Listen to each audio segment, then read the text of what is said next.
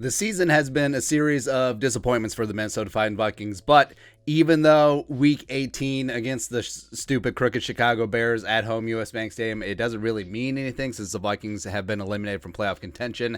There is one thing to watch for on Sunday. Aha! Justin friggin' Jefferson has a chance to eclipse Randy Moss as the Vikings single season receiving yardage leader. I think I nailed it. Yeah, there we go.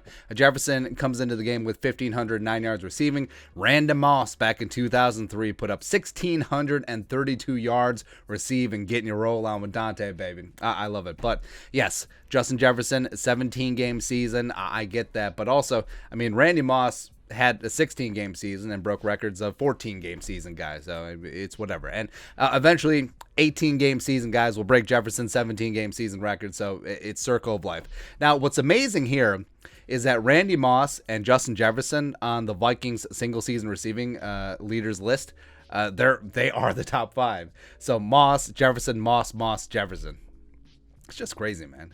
And also, it just speaks to how freakish Randy Moss was back in the day. Also, Randy Moss is half of the top 10. Also, what's crazy? So Jake Reed, everyone remembers him as the third leg of the three deep, like Randy Moss, Chris Carter, and Jake Reed. But Jake Reed was a 1,000-yard receiver before Randy Moss even got here. And that's why the Randy Moss pick was a bit controversial. Besides his off-the-field stuff, it was just the Vikings don't need a receiver. They have Carter and Reed. It seemed to work out. That's why you go BPA versus drafting for need. That's right. But Jake Reed, 13, 20, and 96 back in the day. I love it, man. Also, it's noteworthy that Chris Carter is only on this list once with 1,371 yards in 95. That's with when he had Warren Moon. And he had back-to-back 122 catch seasons. And Chris Carter, he wasn't all about racking up all the yardage. The whole all he does is catch touchdown thing is true. And when you score a touchdown, you don't get any more yards. That's it. Also, he was the guy who wrecked up the catches, right? All the catches, all the first downs on third down, and all the touchdowns. That's what Chris Carter was, man. Adam Thielen makes an appearance on this list as well. 2018, 1373, Studley. Jefferson last year, 1,400 on the nose, is in the top 5. Just amazing. So Justin Jefferson, beep, bop, up, a boop, needs 124 yards receiving against the crooked Chicago Bears to break the record. And this season, Jefferson has 6 100-yard games, and he also has 4 games where he's had 124 yards or more. So it could be in the cards. Last time against the Bears on Monday Night Football, he only had 4 catches for 47.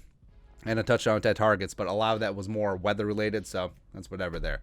And the Bears, probably not going to be highly motivated in this game. Vikings won't be either. But Kirk Cousins is going to play. Zimmer says he's going to start. Some of the offensive line is still on COVID, so that could be an issue. But if I'm Clint Kubiak, you know what?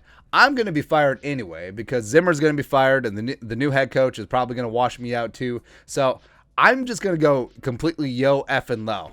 Like, what's the worst that's going to happen? I'm going to get fired? No, I'm going to show off every fancy-ass trick play in the book. I'm going to force-feed Justin Jefferson. I'm going to get him 20 targets. I'm going to get him that record because he deserves it. He's my guy, and I love him. So, yeah, we're going to go do that. And also, me being all flashy, maybe that will get me another offensive coordinator job eventually down the line. So, yeah, I think I haven't seen the lines for the props yet, but I'm going to bet Justin Jefferson on the over. 124 or wherever the over-under is. Yeah, I think that he's going to get it, and I think that it will be a nice moment in a very irrelevant game for the Vikings. But, yeah, JJ. And also, you know what's shocking? So Justin Jefferson, he's a winner. With that 2019 15-0 LSU team, dude is used to winning things. He has never been over 500 at any point in his career with the Vikings. That's shocking. It is. It's shocking, and also, if there's 2 more years of this, even with his 5th-year option, even though the Vikings could franchise tag him, he's going to push his way out of town. And I wouldn't blame him. At a certain point, Stephon Diggs was kind of right.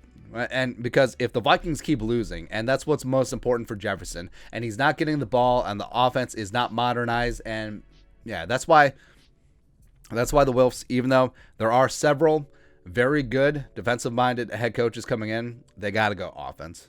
They got to go offense. Someone to open things up here.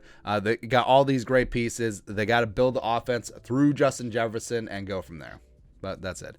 Your thoughts are thoughts. Justin Jefferson has a chance to break another Randy Moss record on Sunday. Let us know in the comment section below. Subscribe for daily Vikings takes. Want to support the work? Put a little something in the Venmo. But until next time, Skol, production value.